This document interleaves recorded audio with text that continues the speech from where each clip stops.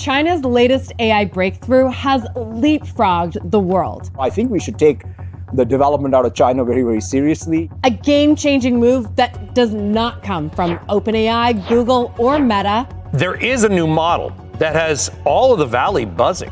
But from a Chinese lab called DeepSeek.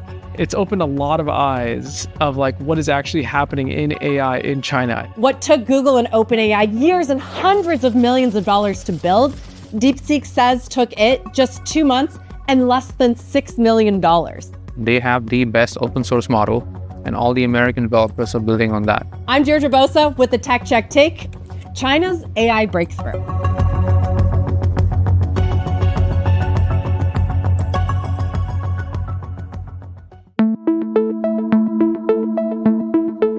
It was a technological leap that shocked Silicon Valley. A newly unveiled, free, open source AI model that beat some of the most powerful ones on the market. But it wasn't a new launch from OpenAI or model announcement from Anthropic. This one was built in the East by a Chinese research lab called DeepSeek. And the details behind its development stunned top AI researchers here in the US. First, the cost. The AI lab reportedly spent just $5.6 million to build DeepSeek version 3. Compare that to OpenAI, which is spending $5 billion a year. And Google, which expects capital expenditures in 2024 to soar to over $50 billion.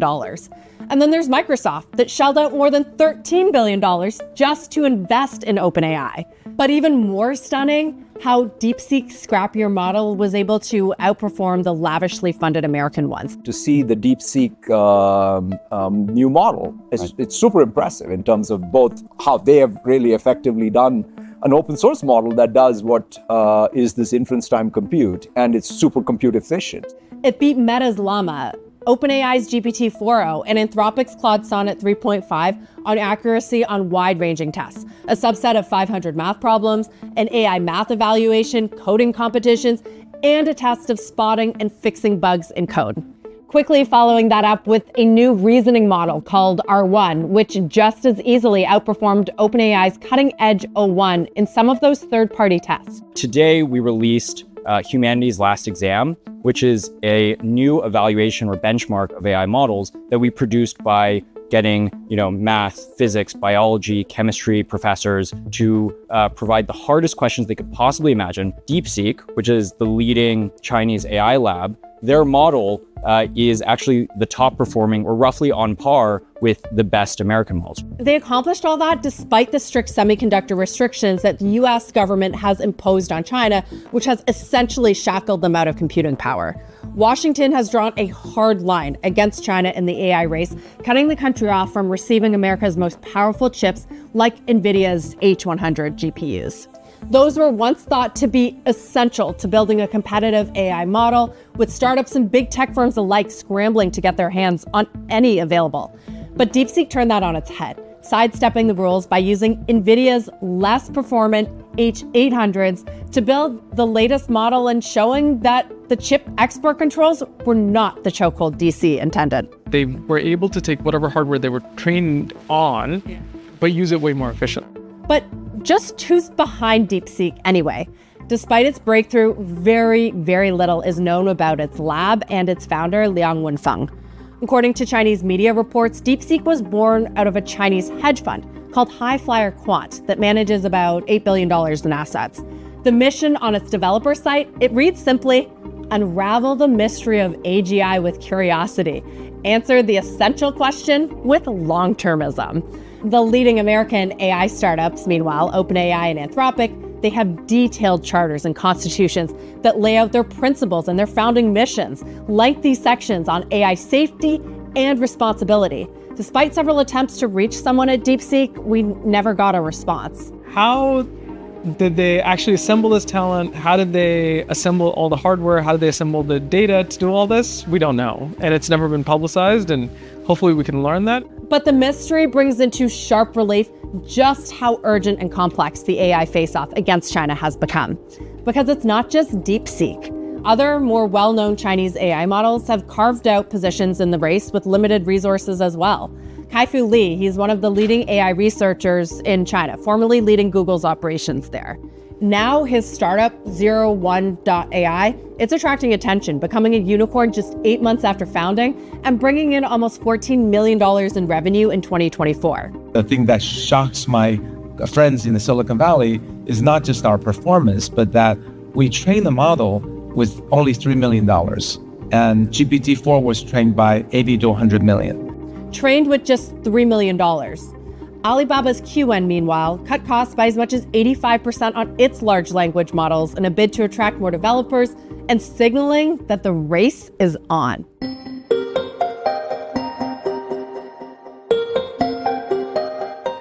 China's breakthrough undermines the lead that our AI labs were once thought to have. In early 2024, former Google CEO Eric Schmidt, he predicted China was 2 to 3 years behind the US in AI. But now Schmidt is singing a different tune. Here he is on ABC's This Week. Well, I used to think we were a couple of years ahead of China, but China has caught up in the last 6 months in a way that is remarkable. The fact of the matter is that a couple of the Chinese programs, one, for example, is called DeepSeek, looks like they've caught up. It raises major questions about just how wide OpenAI's moat really is. Back when OpenAI released ChatGPT to the world in November of 2022, it was unprecedented and uncontested. Now the company faces not only the international competition from Chinese models, but fierce domestic competition from Google's Gemini, Anthropic's Claude, and Meta's open source Llama model. And now the game has changed. The widespread availability of powerful open source models allows developers to skip the demanding, capital-intensive steps of building and training models themselves.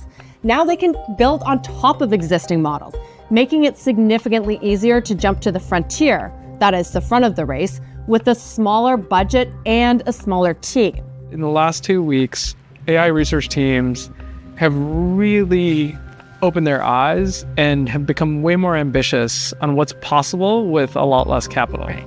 So previously, to get to the frontier, you would have to think about hundreds of millions of dollars of investment and perhaps $1 billion of investment. What DeepSeek has now done here in Silicon Valley is it's opened our eyes to what you can actually accomplish with 10, 15, 20, $30 million.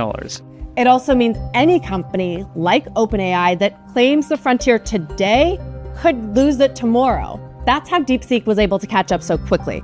It started building on the existing frontier of AI, its approach focusing on iterating on existing technology rather than reinventing the wheel. They can take a really good big model and use a process called distillation. And what distillation is basically you use a very large model to help your small model get smart at the thing that you want it to get smart at. And that's actually very cost efficient. It closed the gap by using available data sets, applying innovative tweaks, and leveraging existing models. So much so that DeepSeek's model has run into an identity crisis. It's convinced that it's ChatGPT. When you ask it directly, what model are you? DeepSeek responds, I'm an AI language model created by OpenAI, specifically based on the GPT-4 architecture, leading OpenAI CEO Sam Altman to post in a thinly veiled shot at DeepSeek just days after the model was released.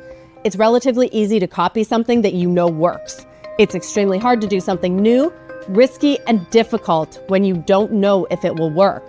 But that's not exactly what DeepSeek did. It emulated GPT by leveraging OpenAI's existing outputs and architecture principles while quietly introducing its own enhancements, really blurring the line between itself and ChatGPT. It all puts pressure on a closed source leader like OpenAI to justify its costlier model as more and potentially nimbler competitors emerge.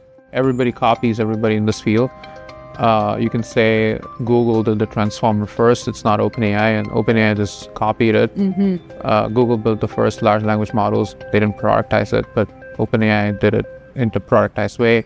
So you can say all this in many ways. It doesn't matter. So if everyone is copying one another, it raises the question, is massive spend on individual LLMs even a good investment anymore? Now, no one has as much at stake as OpenAI. The startup raised over $6 billion in its last funding round alone. But the company has yet to turn a profit.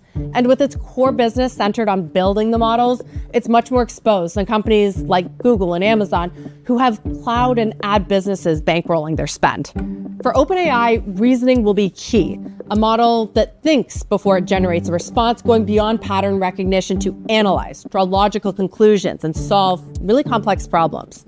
For now, the startup's O1 reasoning model, it's still cutting edge. But for how long? Researchers at Berkeley showed that they could build a reasoning model for $450 just last week. So you can actually create these models that do thinking for much, much less. You don't need those huge amounts to pre-train the model. So I think the game is shifting. It means that staying on top may require as much creativity as capital. DeepSeek's breakthrough also comes at a very tricky time for the AI darling, just as OpenAI is moving to a for-profit model and facing unprecedented brain drain. Can it raise more money at ever higher valuations if the game is changing? As Shamath Palihapitiya puts it, let me say the quiet part out loud. AI model building is a money trap.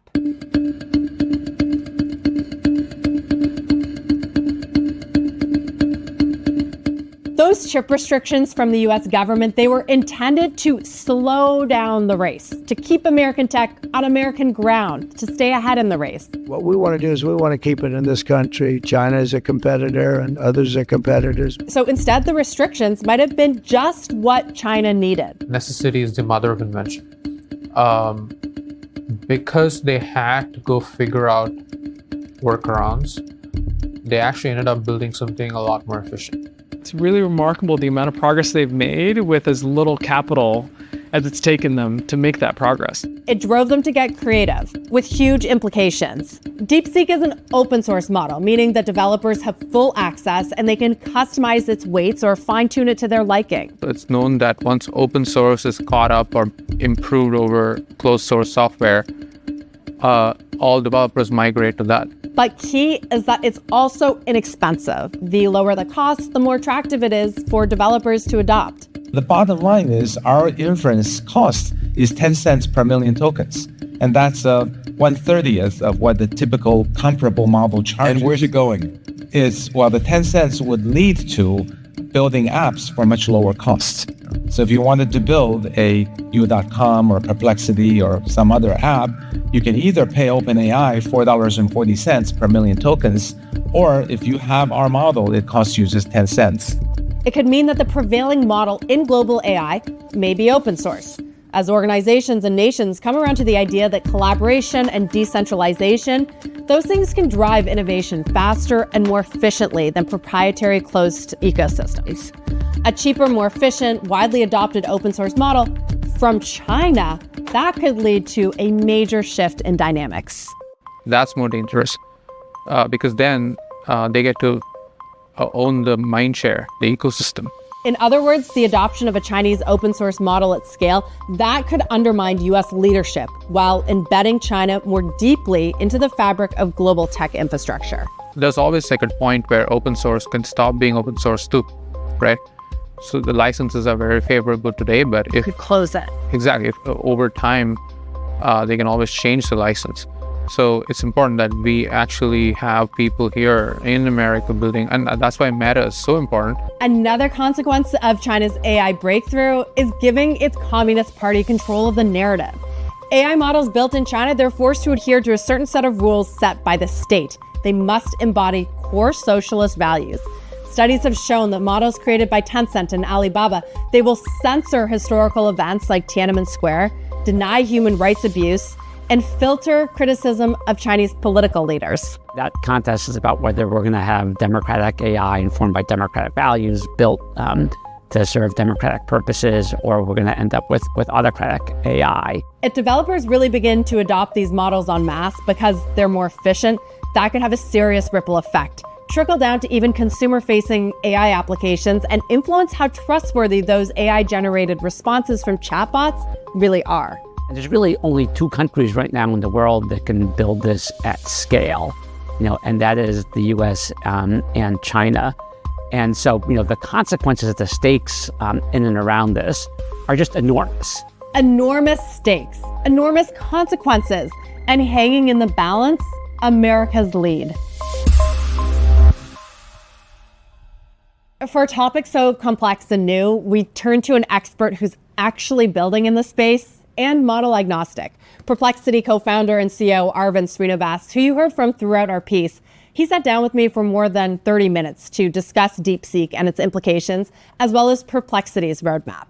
We think it's worth listening to that whole conversation, so here it is. So first, I want to know what the stakes are. Describe the AI race between China and the US and what's at stake. Okay, so first of all, China has a lot of disadvantages in competing with the US. Number one is the fact that they don't get access to all the hardware that we have access to here. So they're kind of working with lower end GPUs than us. It's almost like working with the previous generation GPUs crappily. And the fact that the bigger models tend to be more smarter naturally puts them at disadvantage. But the flip side of this is that necessity is the mother of invention. Because they had to go figure out workarounds, they actually ended up building something a lot more efficient. It's like saying, hey, look, you guys really got to get a top-notch model, and I'm not going to give you resources, and then figure out something, right?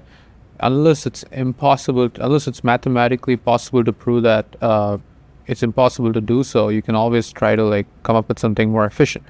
But that is likely to make them come up with a more efficient solution than America. And of course, they've open sourced it, so we can still adopt something like that here. But that kind of talent they're building to do that will become an edge for them over time, right? The leading open source model in America is Meta's Llama family. It's really good. It's kind of like a model that you can run on a computer. But even though it got pretty close to GPT-4 and Sonnet at the time of its release, the model that was closest in quality was the giant 405B, not the 70B that you could run on your computer. And so there was still not a small, cheap, fast, efficient open source model that rivaled the most powerful closed models from OpenAI and Anthropic. Nothing from America, nothing from Mistral AI either. And then these guys come out with a crazy model that's 10x cheaper in API pricing than GPT-4o and 15x cheaper than Sonnet, I believe. Really fast, 60 tokens per second, and pretty much equal or better in some benchmarks and worse in some others, but roughly in that ballpark of 4O's quality. And they did it all with approximately just 2048 H800 GPUs, which is actually equivalent to somewhere around 1500 or 1000 1500 H100 GPUs. That's 20 to 30x lower than the amount of GPUs that GPT-4 is usually trained on. They roughly $5 million in total compute budget. They did it with so little money and such an amazing model, gave it away for free, wrote a technical paper, and definitely it makes us all question if we have the equivalent of Doge for model training, this is an example of that, right? Right. Yeah. Efficiency. Yeah. Is what you're getting at. So fraction of the price, Yeah. fraction of the time, Yeah. dumbed down GPUs, essentially. Yeah. What was your surprise when you understood what they had done? So my surprise was that when I actually went through the technical paper, the amount of clever solutions they came up with, first of all, they train a mixture of experts model. It's not that easy to train. There's a lot of the main reason people find it difficult to catch up with OpenAI, especially in the MOE architecture, is that there's a lot of irregular loss spikes. The numerics are not stable. So often you got to restart the training checkpoint again, and a lot of infrastructure needs to be built for that. And they came up with very clever solutions to balance that without adding additional hacks. And they also figured out floating point 8-bit training, at least for some of the numerics. And they cleverly figured out which has to be in higher precision, which has to be in lower precision. To my knowledge, I think floating point 8 training is not that well understood. I think most of the training in America is still running in FP16, maybe OpenAI, and some people are trying to explore that, but it's pretty difficult to get it right.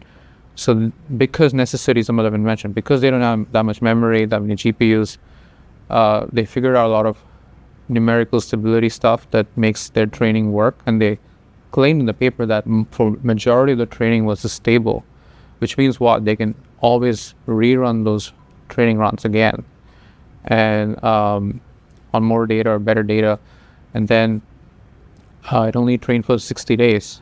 So it's pretty amazing. Safe to say you were surprised. So I was definitely surprised. Usually the wisdom, or like I wouldn't say wisdom, the myth is that Chinese are just good at copying. So if we stop writing research papers in America, if we stop describing the details of our infrastructure or architecture, and stop open sourcing, they're not going to be able to catch up.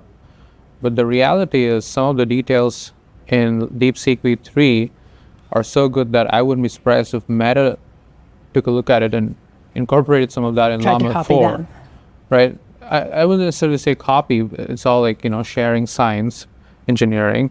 But the point is like, it's changing. Like, it's not like China is copycat. They're also innovating. We don't know exactly the data that it was trained on, right? Even though it's open source. We know some of the ways and things it was trained on, but not everything. Correct. And there's this idea that it was trained on public ChatGPT outputs, which would mean it just was copied, but you're saying it goes beyond that. There's real innovation in that. Yeah, look, I mean, they've trained it on 14.8 trillion tokens. The internet has so much ChatGPT. If you actually go to any LinkedIn post or X post now, most of the comments are written by AI. You can just see it. Like, people are just trying to write. In fact, even within X, there's like a Grok tweet enhancer, or in LinkedIn there's a AI enhancer, or in Google Docs and Word, there are AI tools to like rewrite your stuff. So if you do something there and copy paste it somewhere on the internet, it's naturally going to have some elements of a ChatGPT like training, right? And there's a lot of people who don't even bother to strip away that I'm a language model part. So they just paste it somewhere, and like, it's very difficult to control for this. I think XAI has spoken about this too. So I wouldn't like disregard their technical accomplishment just because like for some prompts, like who are you, or like which model are you, it responds like that. It doesn't even matter in my opinion. For a long time, we thought, I don't know if you agreed with this, China was behind in AI. What does this do to that race? Can we say that China is catching up, or has it caught up? I mean, like, if we say that Meta is catching up to OpenAI and Anthropic, if you make that claim, then the same claim can be made for China catching up to America. A lot of papers from China that have tried to replicate O1. In fact, I saw more papers from China after O1 announcement that tried to replicate it than from America. Like, and the amount of compute DeepSeek has access to is roughly similar to what PhD students in the US have access to. By the way, this is not meant to like criticize others. Like, even for ourselves, like, for Perplexity, we decided not to train models because we thought it's like a very expensive thing. And we thought like there's no way to catch up with the rest. But will you incorporate DeepSeek into Perplexity? We already are beginning to use it.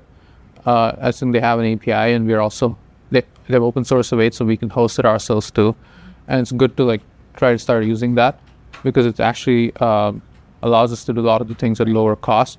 But what I'm kind of thinking is beyond that, which is like, okay, if these guys actually could train such a great model with this, good team, like, and there's no excuse anymore for companies in the US, including ourselves, to like not try to do something like that. You hear a lot in public from a lot of, thought leaders in generative AI, both on the research side, on the entrepreneurial side, like Elon Musk and others, say that China can't catch up. Like, the stakes are too big, the geopolitical stakes. Whoever dominates AI is going to kind of dominate the economy, dominate the world. It's been talked about in those massive terms. Are you worried about what China proved it was able to do? Firstly, I don't know if Elon ever said China can't catch up. I'm not aware. Just the threat of China. He's only identified the threat of letting China. And, Sam Altman has said similar things. We can't let China win the AI race. It's all, I think you got to decouple what someone like Sam says to like what is in his self-interest, right? Look, I think my point is like, whatever you did to not let them catch up didn't even matter. They ended up catching up anyway. Necessity is the mother of invention, exactly. like you said. It's actually, what's more dangerous than trying to do all the things to like not let them catch up and like, all the stuff is what's more dangerous is they have the best open source model and all the American developers are building on that. Right. That's more dangerous because then they get to own the mind share, the ecosystem.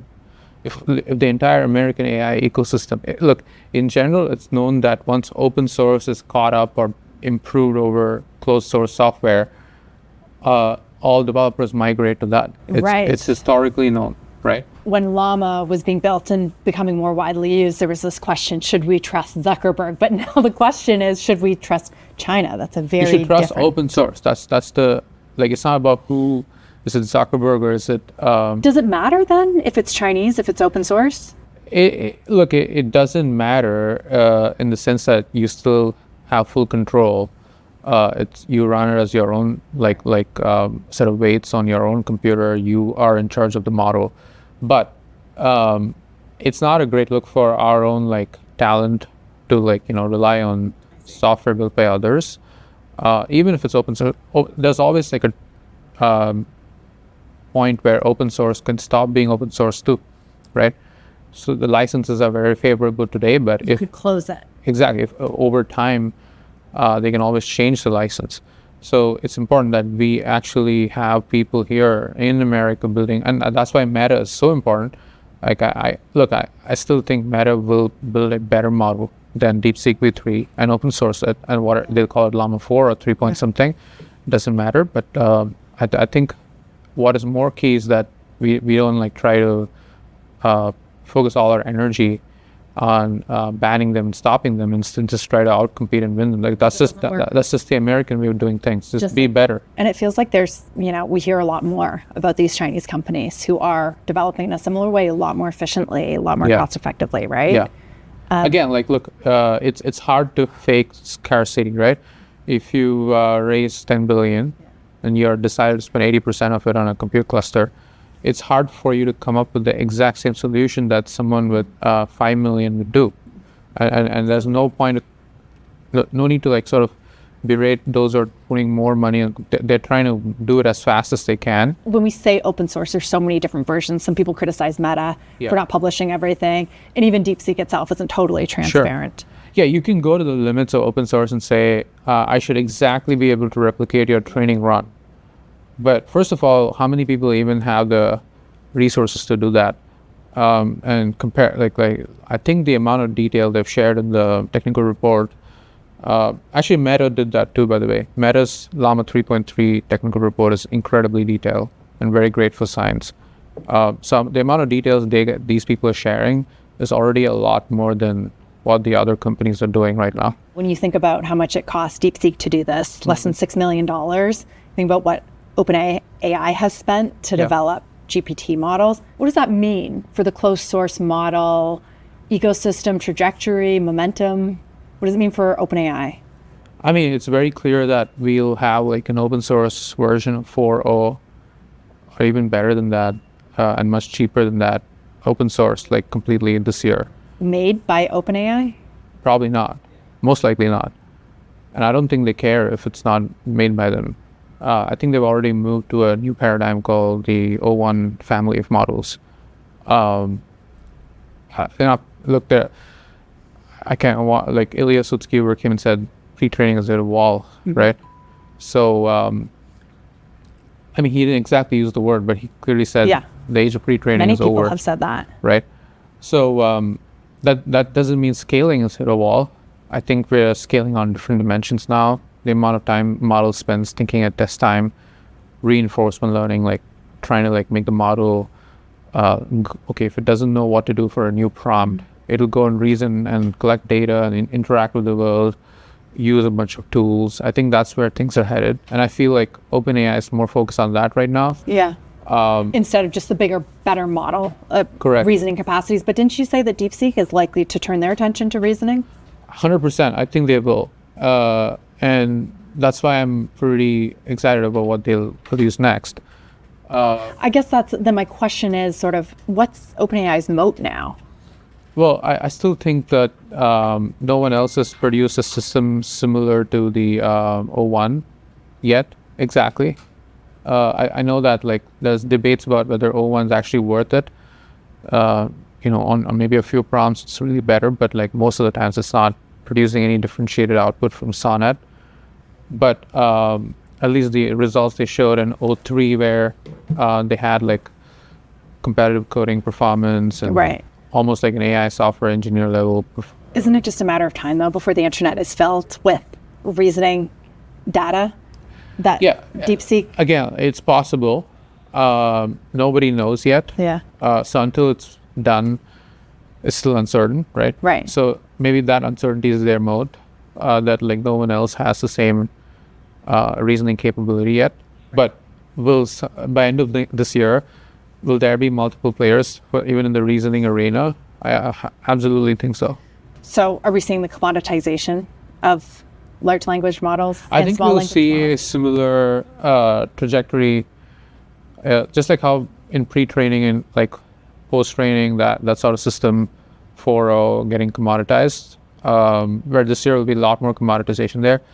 I think the reasoning kind of models will go through a similar trajectory, where in the beginning, one or two players really know how to do it, but over time, like...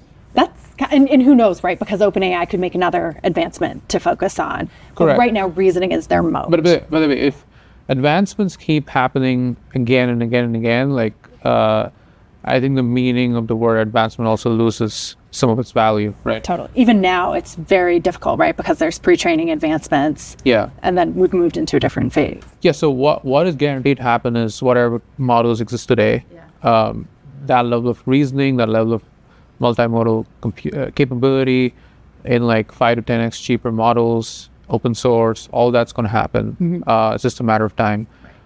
What is unclear is if something like a model that reasons at test time will be extremely cheap enough that like we can just all run it on our phones. I think that's not clear to me yet. It feels like so much of the landscape has changed with what DeepSeek was able to prove. Could you call it China's ChatGPT moment? Possible. I mean, I think it certainly probably gave them a lot of confidence that like, we're not really behind, and no matter what you do to restrict our compute, like we can always figure out some workarounds. And I'm sure the team feels pumped about the results. How does this change like the investment landscape? The hyperscalers that are spending tens of billions of dollars a year on CapEx have just ramped it up huge, and OpenAI and Anthropic that are raising billions of dollars for GPUs, essentially. But what DeepSeek told us is you don't necessarily need that. Yeah.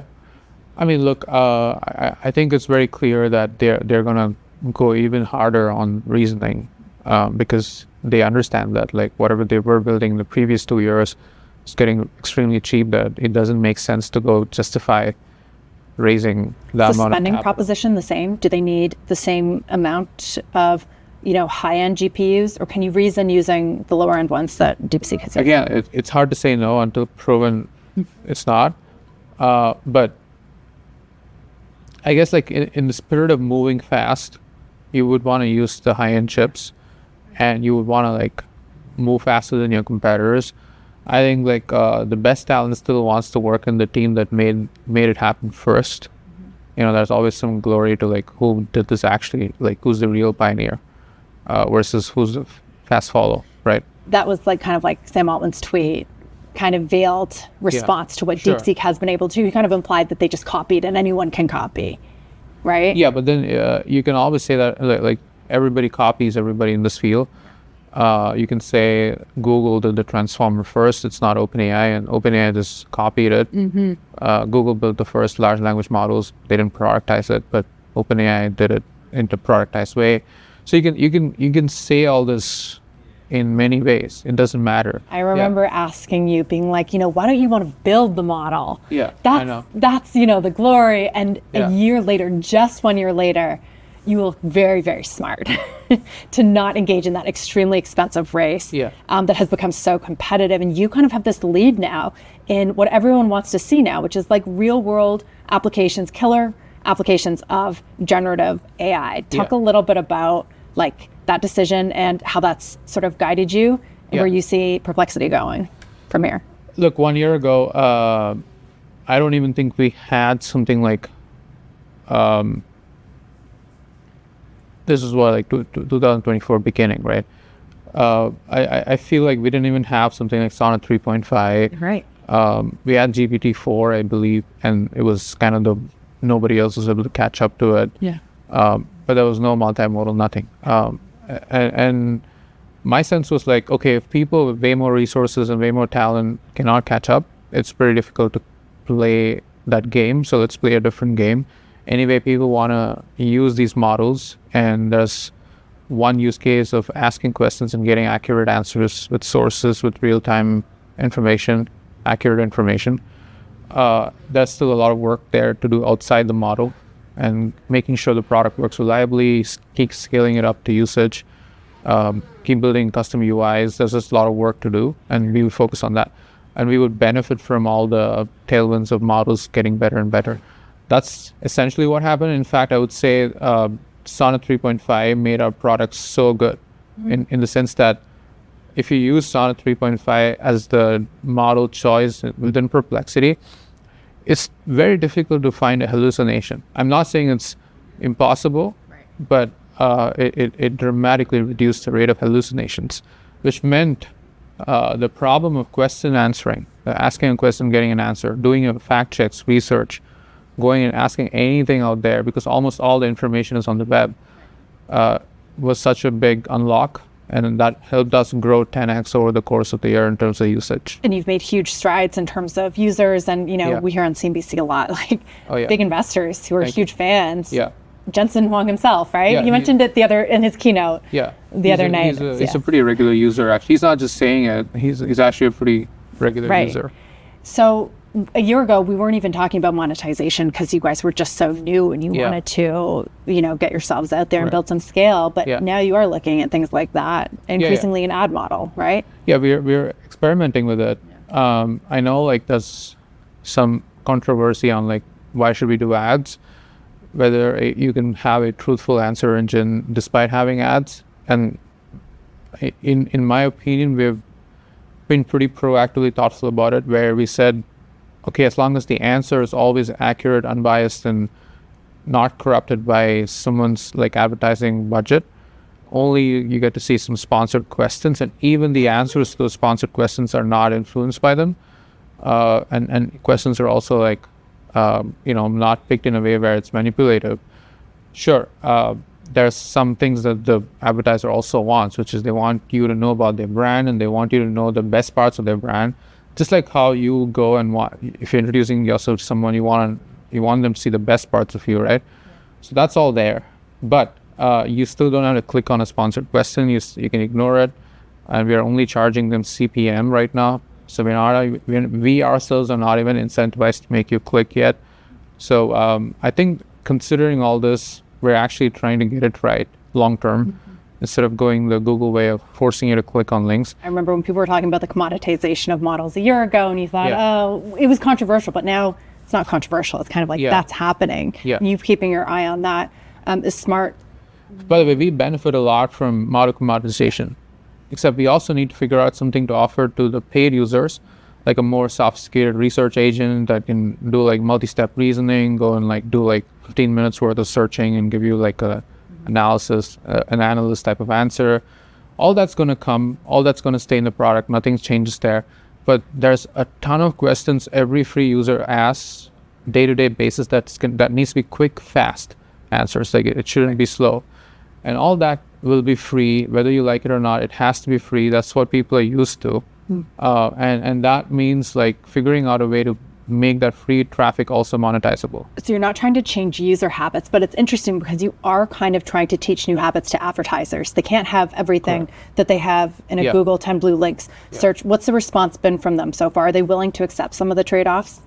Yeah, I mean, that's why they're trying stuff. Like Intuit is working with us, and then there's many other brands, Dell, like all these people are working with us to test, right? They're also excited about look, everyone knows that like whether they like it or not, 5 to 10 years from now, most people are going to be asking AIs most of the things and not on the traditional search engine. Everybody understands that. So everybody wants to be early adopters of the new platforms, new UX, and learn from it and build things together. Not like, they're not viewing it as like, okay, you guys go figure out everything else and then we'll come later. I'm smiling because it goes back perfectly to the point you made when you first sat down today, which is necessity is the mother of all invention, right? And that's what advertisers are essentially looking at. They're saying this field is changing. We have to learn to adapt with it. Okay, Arvind, I took up so much of your time. Thank you so much for taking the time.